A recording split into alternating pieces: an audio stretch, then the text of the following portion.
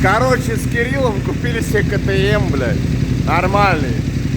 Сейчас посмотрите, как прямоток работает. На, Кирюх, покажи. Давай.